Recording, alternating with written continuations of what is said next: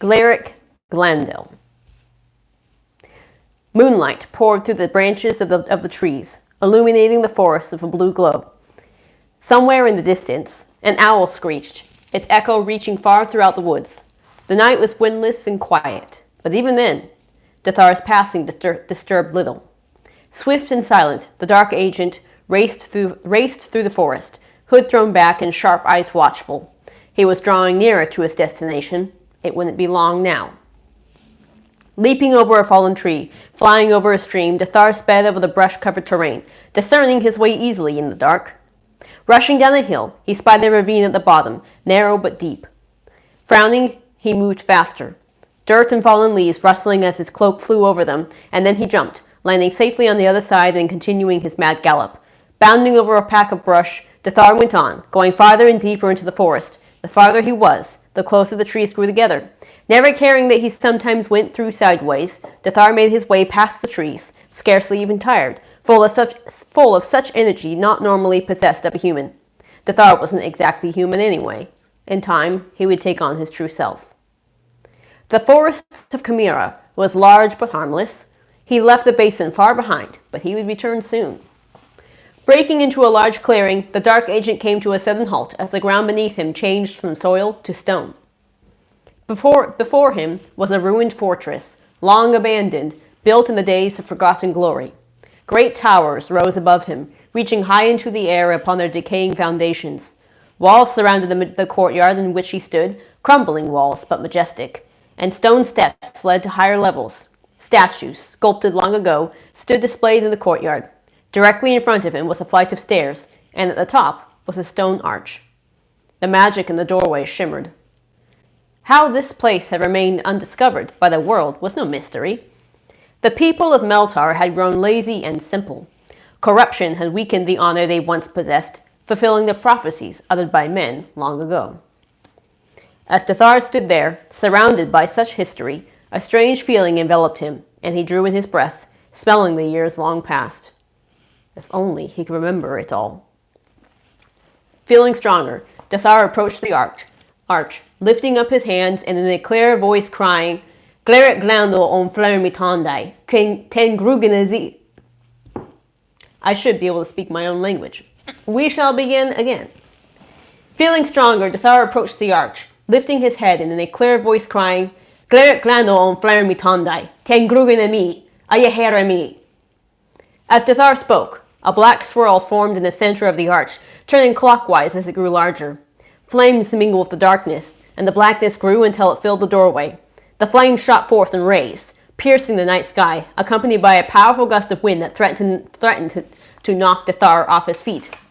He held his ground, staring firmly at the strange and frightening scene. A loud explosion shook the ground, causing Dethar to stumble slightly. Out from the arch rose a massive demon. In limb and arrangement he was human, but all similarity ended there. His entire body was a dark, rusty color, save for his wings, which were black and terrifyingly huge. His arms, legs, and chest rippled with muscle. His face was grotesque, bloodshot eyes, lips curled to reveal yellow teeth, a large pointed nose jutting from the middle of his face. Set into his head was a pair of bull-like horns, black and polished. His hands were large, his claws like daggers, and his feet were cloven hooves. Fire burned all over his body, coming from an inward source, secret to all but those who hailed from the fiery city. His roar shattered the air, turning into a laugh as it faded away.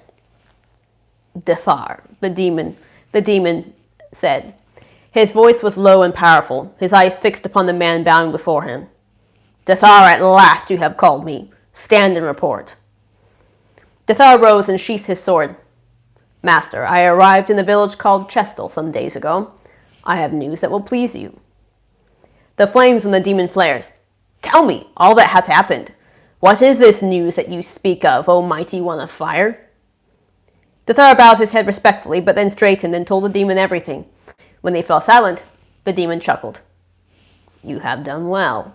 Brightscar was unwise not to tell his family of us, and now they will pay for his foolishness. Through our power, the children will become agents of the night, standing by our sides as we return to the land. But while all this